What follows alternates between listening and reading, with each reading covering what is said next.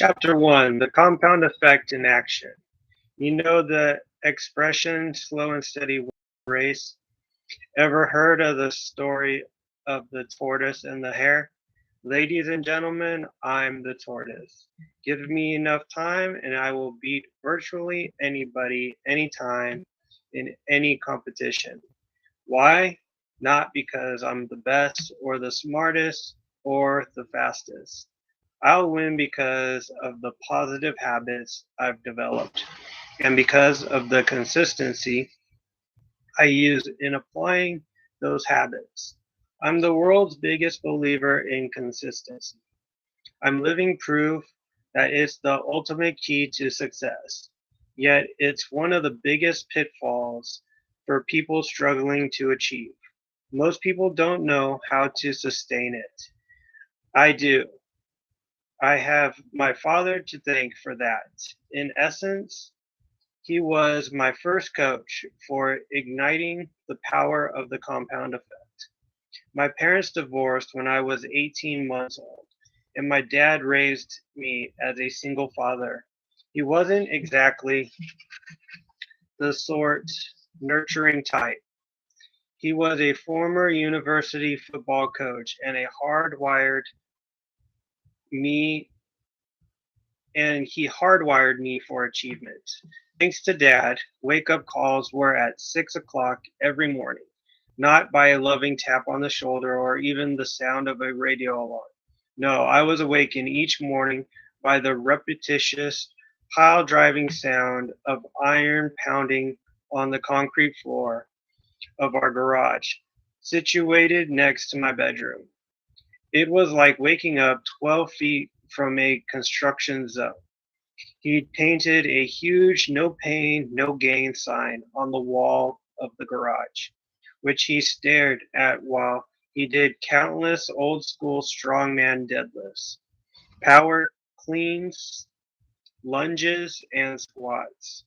Rain, sleet, or shine, Dad was out there in his shorts and tattered sweatshirt. He never missed a day. You could set your watch by his routine. I had more chores than a housekeeper and gardener put together. Upon returning from school, there was always a list of instructions to greet me: pull weeds, rake leaves, sweep the garage, dust, vacuum, do the dishes. You name it. And getting behind in school wasn't tolerated. That's just the way it was. Dad was the original no excuses guy.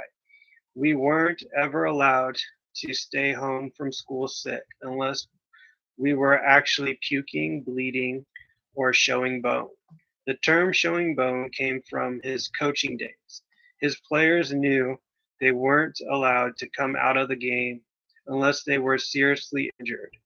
One time his quarterback asked to be pulled out of the game. Dad said, "Not unless you're showing bone." The quarterback pulled back his shoulder pads, and sure enough his collarbone was showing. Only then was he allowed to come off the field. One of Dad's core philosophies was, it doesn't matter how smart you are or aren't, you need to make up in hard work what you lack in experience, skill, intelligence, or innate ability. If your competitor is smarter, more talented, or experienced, you just need to work 3 or 4 times as hard.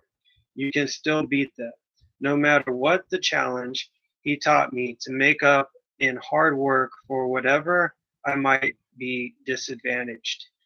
Miss free throws at the game, do 1,000 free throws every day for a month. Not good at dribbling with your left hand, tie your right hand behind your back and dribble 3 hours a day. Behind in your math, hunker down, hire a tutor, and work like hell all summer until you get it. No excuses. If you aren't good at something, work harder, work smarter. He walked his talk too. Dad went from being a football coach to a top salesperson.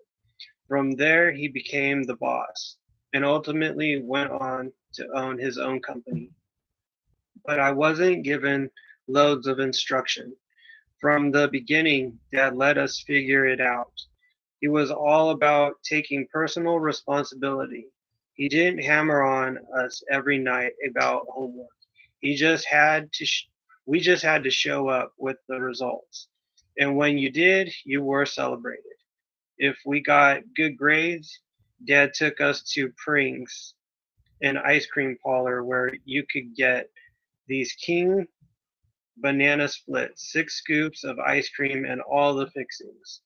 Many times my siblings didn't fare as well in school, so they didn't get to go. Getting to go was a big deal, so you worked your butt off to win the trip. Dad's discipline served as an example for me. Dad was my idol, and I wanted him to be proud of me. I also lived in fear of disappointing him. One of his philosophies is being the guy who says no. Be the guy who says no. It's no great achievement to go along with the crowd. Be the unusual guy, the extraordinary guy. That's why I never did drugs.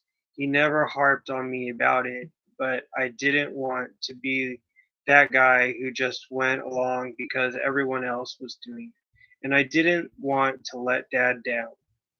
Thanks to Dad, by age 12, I'd mastered a schedule worthy of the most efficient CEO.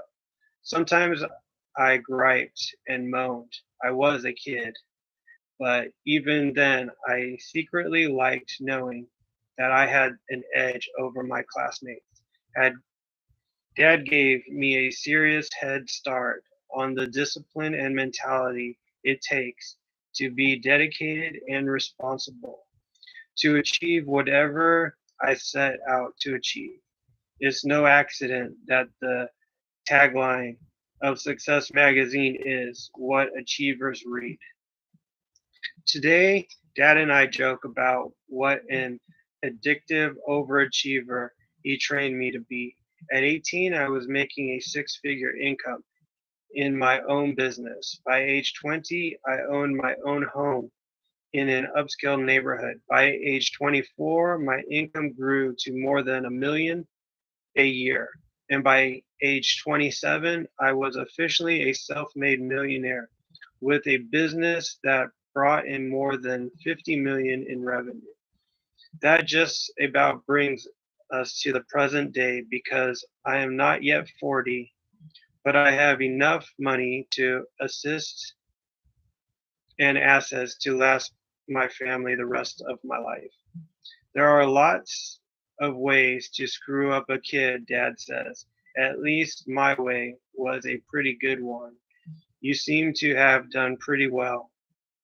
So while I admit that I've had to practice sitting on my hands and being present in the moment or chilling out peacefully in a beach chair from time to time without taking a pile of business books or self improvement CDs with me, I'm grateful for the success skills I learned from my dad and my other mentors along the way. The compound effect reveals the secret behind my success. I'm a true believer in the compound effect because Dad made sure that I'd live it each and every day until I couldn't live any other way if I tried. But if you, like most people, you're not a true believer, there are lots of perfectly understandable reasons why. You haven't had the same coaching, the example showing you what to do.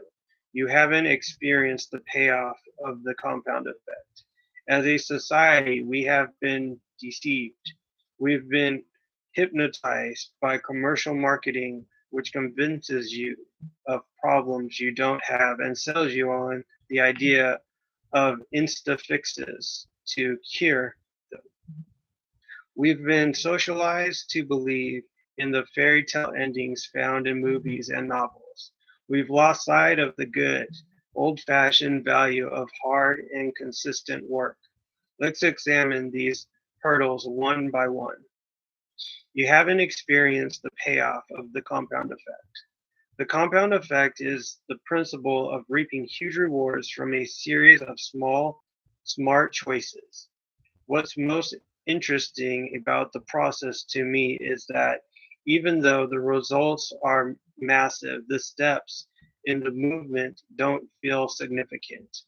Whatever you're using this Whether you're using this strategy for improving your health, relationships, finances, or anything else for that matter, the changes are so subtle, a, they're almost imperceptible. These small changes offer little or no immediate results, no big win, no obvious I told you so payoff. So why bother? Most people get tripped up by the simplicity of the compound effect. For instance, they quit after the 8th day of running because they're still overweight, or they stop practicing the piano after 6 months because they haven't mastered anything other than chopsticks, or they stop making contributions to their IRA after a few years because they could use the cash. And it doesn't seem to be adding up too much anyway. What they don't realize is that these small, seemingly insignificant steps completed consistently over time will create a radical difference. Let me give you a few detailed examples. Small, smart choices plus consistency plus time equals radical difference. The magic penny.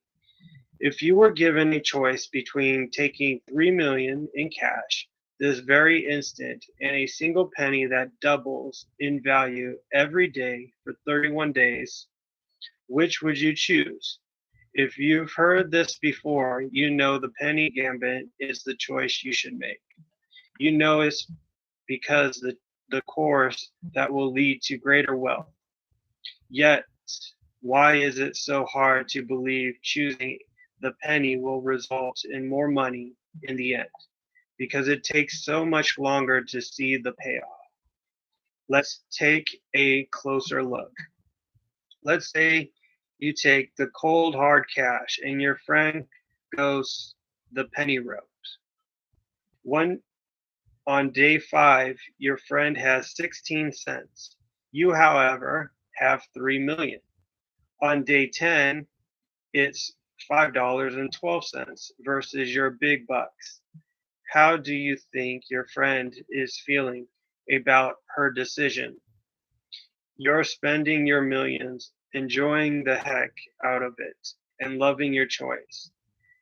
After 20 days, with only 11 days left, Penny Lane has only $5,243. How is she feeling about herself at this point? For all her sacrifice and positive behavior, she has barely more than $5,000. You, however, have 3 million. Then the invisible magic of the compound effect starts to become visible. The same small mathematical growth improvement each day makes the compounded penny worth 10,737,000 or wait, 10 oh, hold on. The same small mathematical growth improvement each day makes the compounded penny worth 10,737,418.24 on day 31, more than 3 times your 3 million. In this example, we see why consistency over time is so important.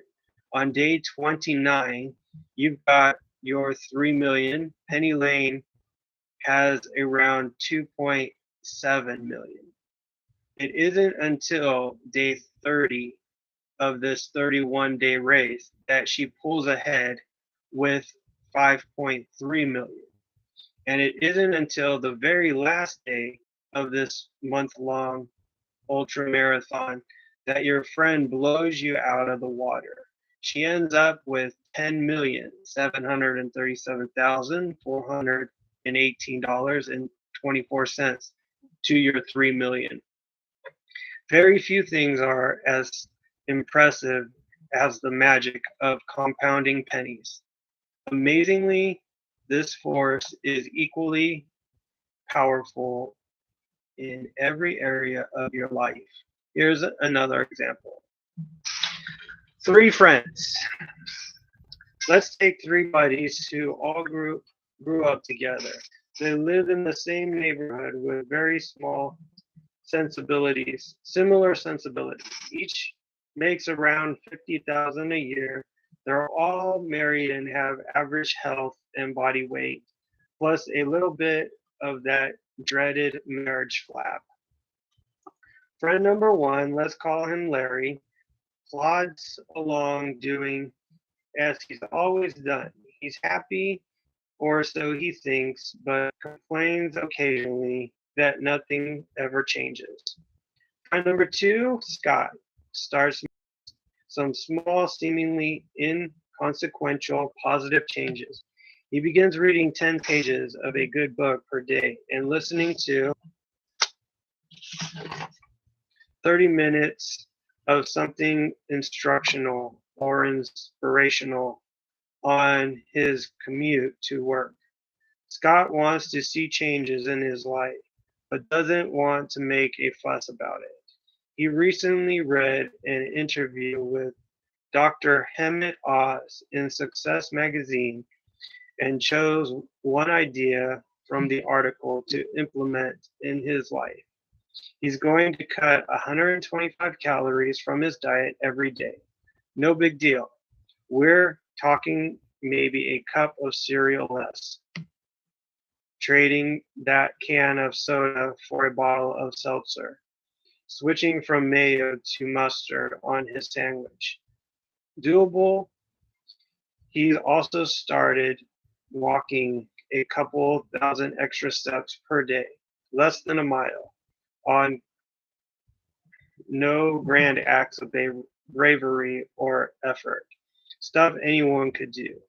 But Scott is determined to stick with these choices, knowing that even though they're simple, he could also easily be tempted to abandon them. Friend number 3, Brad, makes a few poor choices. He recently bought a new big screen TV so he can watch more of his favorite programs.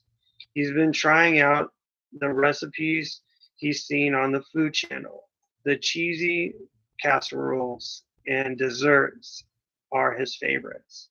Oh, and he installed a bar in his family room and added 1 alcoholic drink per week to his diet. Nothing crazy. Brad just wants to have a little more fun. At the end of 5 months, no perceivable differences exist among Larry, Scott, or Brad. Scott continues to read a little bit every night and listens to audios during the commute. Brad is enjoying life and doing less. Larry keeps doing as he always has, even though each man has his own pattern of behavior. 5 months isn't long enough to see any real decline or improvement in their situations. In fact, if you charted the 3 men's weights, you'd see a rounding error of 0. They'd look exactly equal. At the end of 10 months, we still can't see noticeable changes in any of their lives. It's not until we get to the end of the 18th month that the slightest differences are measurable in these 3 friends' appearances. But at about month 25, we start seeing really measurable, visible differences. At month 27, we see an expansive difference. And by month 31, the change is starting. Brad is now fat while Scott is trim. By simply cutting 125 calories a day in 31 months, Scott has lost 33 pounds. 31 months equals 940 days. 940 days times 125 calories a day equals 117,500 calories. 117,500 calories divided by 3,500 calories per pound equals 33.5 pounds. Brad ate only 125 more calories more a day in that same time frame and gained 33.5 pounds. Now he weighs 67 pounds more than Scott, but the differences are more insignificant than weight. Scott's invested almost 1,000 hours reading good books and listening to self-improvement audios. By putting his newly gained knowledge into practice, he has earned a promotion and a raise. Best of all, his marriage is thriving. Brad, he's unhappy at work, and his marriage is on the rocks. And Larry is pretty much exactly where he was 2.5 years ago. Except now he's a little more bitter about it. The phenomenal power of the compound effect is that simple. The difference between people who employ the compound effect for their benefit compared to their peers who allow the same effect to work against them is almost inconceivable. It looks miraculous, like magic or quantum leaps after 31 months or 31 years. The person who uses the positive nature of the compound effect appears to be an overnight success. In reality, his or her profound success was the result of small, smart choices completed consistently over time.